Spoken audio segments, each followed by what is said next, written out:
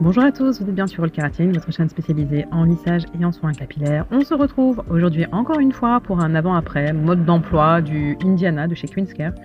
Donc on commence avec ce lissage définitif, j'insiste bien sur le définitif parce qu'on ne retrouve pas les boucles par la suite, parce que s'il est travaillé de manière optimale, il est permanent, il faudra juste retraiter les racines. On commence par laver les cheveux, peu importe, vous prenez ce que vous voulez, vous prenez votre clarifiant, vous pouvez votre shampoing habituel, ce que vous voulez. Le but est simplement d'appliquer le produit sur des cheveux propres et secs à 100%. Je sais que certains préfèrent sur cheveux un petit peu humides, vous pouvez le faire, mais c'est toujours mieux sur cheveux secs, comme ça au moins vous êtes sûr de la bonne répartition du produit.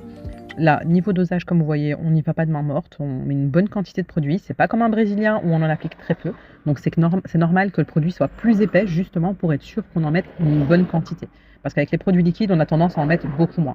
Au niveau du temps de pause, on préconise au moins de laisser 1 heure en fonction de la texture des cheveux, s'ils sont épais, fins, etc.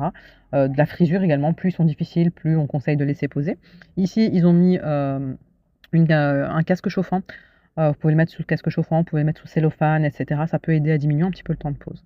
Ensuite, on rince les cheveux pour enlever l'excédent de produit. Là, c'est encore un petit peu à vous de voir, à vous de jauger en fonction de l'état du cheveu. Personnellement, je conseille toujours rincer les pointes à 100%.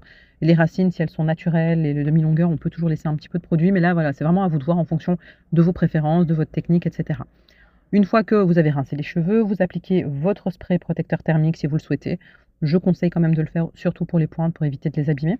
Ensuite, on sèche complètement à 100% et on va passer avec le fer à lisser. Ici, on passe avec le fer à du 250 degrés pour un résultat optimal, si vous voulez vraiment un bon effet lissant. Et on passe une quinzaine de fois par mèche à du 250, d'accord? Donc si vous êtes à du 230, il ne faut pas passer une quinzaine de fois, il faut passer beaucoup plus. Parce que je sais que ça souvent on me dit oui, je l'ai testé, les cheveux sont pas raides. Bah oui, c'est le travail qui va conditionner le résultat. Comme je dis en formation, vous pouvez pas me dire ouais, j'ai mis ma lasagne dans mon four, mais mon four il m'a pas cuit ma lasagne. Bah, s'il n'a pas cuit la lasagne, c'est que la température n'était pas suffisante ou que le temps de cuisson n'était pas suffisant, ou peut-être que vous l'avez réglé sur le grill alors qu'il fallait mettre en chaleur tournante, etc. Donc c'est vraiment la manière dont nous on va travailler le produit qui va conditionner le résultat.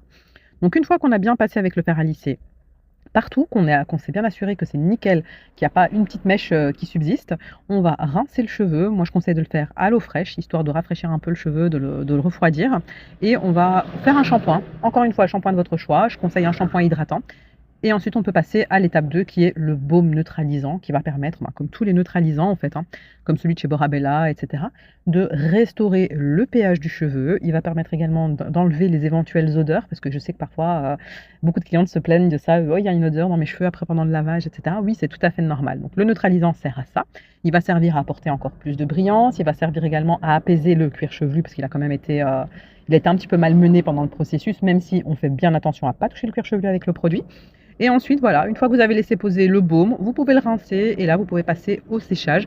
Certains vont rajouter encore un masque supplémentaire, c'est pas indispensable. On propose également le masque sur notre boutique, on envoie également dans le monde entier, ne vous inquiétez pas pour ça. Et voilà, là vous voyez le résultat final. Si vous avez bien travaillé le produit au séchage au doigt, sans brushing, le résultat est raide sur un cheveu sain. Si le cheveu n'est pas sain, c'est pas toujours évident d'obtenir du raid baguette, sachez-le. Donc voilà, si vous avez de quelconques questions, n'hésitez pas en commentaire ou via WhatsApp. Et bien sûr, tous les produits sont disponibles sur notre site www.all-keratin.com et on envoie partout. À bientôt!